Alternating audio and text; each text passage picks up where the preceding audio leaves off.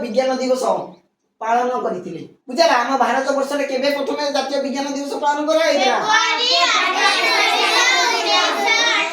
1987 मसिया 87 तर भाई हमर जातीय विज्ञान दिवस पालन करा जायथिला बुझला आज होउची से फेब्रुआरी मास 28 तारिख सेति हमें कोन कहउजे ए जातीय विज्ञान दिवस रूपे दिवस पालन करछि बुझला काहे कि ना हम देशर आगामी पीढ़ी बा भविष्य होती छोट छोट पिला माने बुझला तुमे माने ही होउछ हम देशर आगामी पीढ़ी रो भलो भलो जण तुम मानक मध्य जण जण भलो वैज्ञानिक भी हेई परिबो बा जे कोनोसी विज्ञान क्षेत्र निजर अवदान साब्यस्त करि परिबो बुझला तेनु